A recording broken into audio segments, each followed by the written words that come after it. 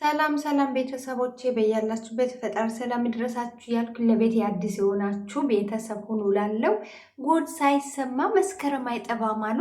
ወይ አብርሃም እንደው በራስ ጊዜ ጉድ ውስጥ ግባ፣ መግቢያና መውጫ ትጣ።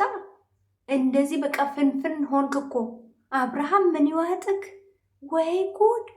እንደዚህ ይዋረድ ጠላቴ። ኧረ ጠላቴ ራሱ እንደዚህ አይዋረድ። ተዋረድኩ እኮ አብርሃም። ምንም ማስመሰል አያስፈልግም። ኧረ አስመሳይ ነህ አንተ። እኔ አላምነህም። እኔ በበኩሌ ሴቶቹ ብሆን ሄርሜላ ብሆን ወይ ሩታ ብሆን አላምንህም። ምክንያቱም አንተ አስመሳይ ነህ። አሁን ሲነቃብክ በቃ የሆነ ነገር እንደተደረግ እንዳስገደደች ፍቅር እንዳስገደደች እና አስፈራርታ የሆነ በቃ ያሉ አንተ ምን ሴት ነህ እንዴ? ምን ራቆትህ ወንድ እኮ ነህ። ራቆትህ ብታይክ ምን እሷም ታፍራለች እኮ። ወይስ አብራችሁ ግንኙነት ስታረግ ጊዜ ቪዲዮ ቀርጻ ሴቷ ሳታፈር ወንዱ ፈራ? ኧረ እባክህ መች ይመችሃል በእናትህ። ቤተሰቦቼ እያስመሰለ ነው። አብርሃምን እንዳታምኑት፣ የውሸት በቃ ይሄ ምንድን ነው? ሲጀምር ልጁ ፊልም ሰሪ ነው እኮ መጀመሪያም የሆነ ድራማ ምናምን እየሰራ ነበር። ስለዚህ አክት እያደረገ ነው። የሆነ ፍቅር እንዳስፈራራችሁ ነገር እና በቃ እንደደነገጠ እንደፈራ፣ ሴቷ ሳትፈራ ሴቷ መቼስ ከወንድ አይደለም መቼስ ግንኙነት ስታረጉ የነበሩ ከፍቅር ጋር ነው አይደለም። ስለዚህ የአንተ ጉድን ከወጣ እኮ የፍቅርን ጉድ መውጣቱ አይቀርም። የአንተ የአብርሃም ጉድ ብቻ እኮ አይደለም የወጣው የፍቅር። ወይ ስራ ቆተህ ነው የተቀረጽከው? ችግር የለም ወንድ ነህ። ኧረ ወይኔ እናንተ ሰዎች ግን እውነት ማለትም መናገር ማንፈልገው ነገር እያናገራችሁ ነው። እኛ እኮ አሁን ተመልካች ምን ያድርግ? እሺ እኔ እኮ የሆነ ስራ ትሰሩና ተመልካች አትስደቡን፣ እንደዚህ አታርጉ፣ በማታውቁት አትፍረዱ። እሺ እንድና ደግሞ ግልጽ አርጋችሁ ንገሩና ግልጽ አርጋችሁ አሳዩ። እንዴ ምን እናርጋችሁ? በራሳችሁ ጥፋት እኔ እኮ ተመልካች ላይ ኤፕ የምትሉት ነገር አፍንጫችሁ የምትነፉት ነገር ማለት ነው። ምን አባታችሁ እናድርግ? እናንተ እዛ ለወሰለታችሁ ለባለጋችሁ ቤተሰብ ለሌላችሁ ባህል ሃይማኖት ለሌላችሁ እናንተ ተጨነቁ። እኛማ ፈታ እንበልበት እንጂ ለምን አባታችሁ ነው እኛ የምንጨነቀው? እናንተ ዶላራችሁ ብራችሁን ለምትበሉበት እኛ ምን አገባንና የምንጨነቀው? እንሰድባችሁ እንዘቀዝቃችሁ ስርዓት ካልያዛችሁ፣ ሰውን የሚያስተምር ነገር ካልያዛችሁ፣ ባህልን ካላከበራችሁ፣ ሃይማኖትን ካላከበራችሁ ሙልጭ ነው የምናደርጋችሁ። እንዴ የሰሩት ይሰሩና ቢዝነሳቸውን አጣጥፈው ቪዲዮን በስንት ቫይራል ከወጣ በኋላ ብዙ ከታየላቸው በኋላ ተመልካች በማታውቁት ነገር አትፍረዱ። እኛ ያየነው ነው የምንፈርደው። ያላየነው ነገር እኮ አላወራንም። አዎ የሩታ የፍቅር የሄርሜላ ደጋፊ አለን ተመዳድበን ማለት ነው። ግን ፍርድ ገምዳላ አታርጉን።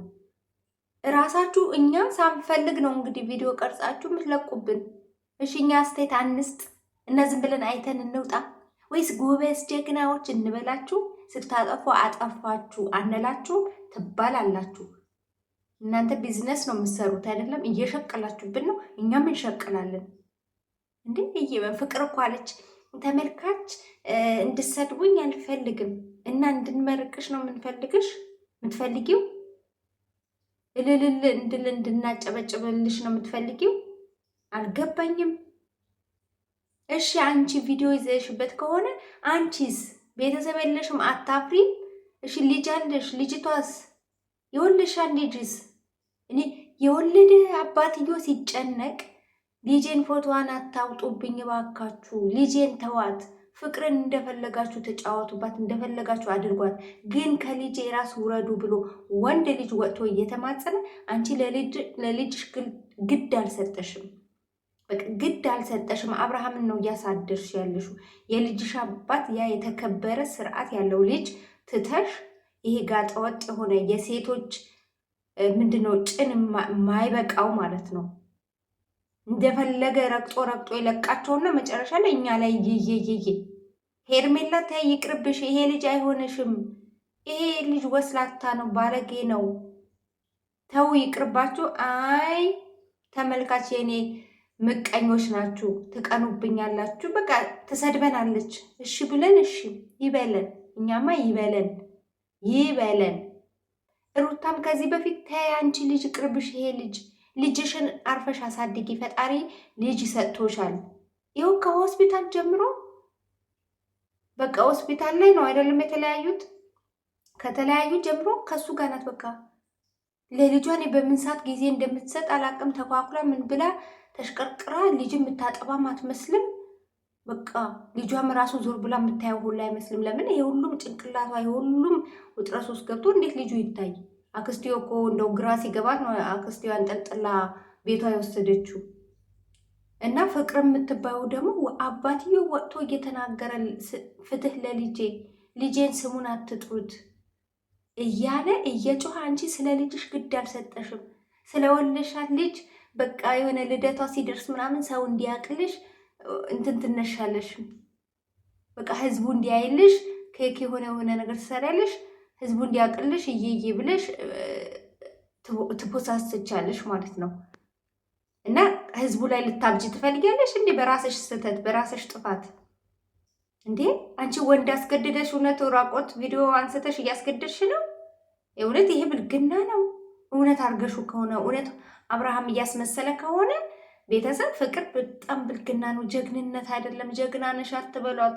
ልጅቷ ገደል ውስጥ እየጨመራችኋት ነው ሳይታወቃችሁ። ልጅቷ ማትፈልግ በጌታ ስም የሆነ ሰው እንደዚህ ይቀየራል? እኔ በጣም ተቀየረችብኝ። በጣም በቃ በጣም ነበር ማከብራት።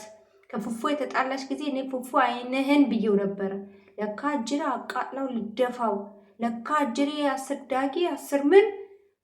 ኧረ በጣም ግን ይገርማል። እና ፍርደ ገምዳላ አትሆኑ።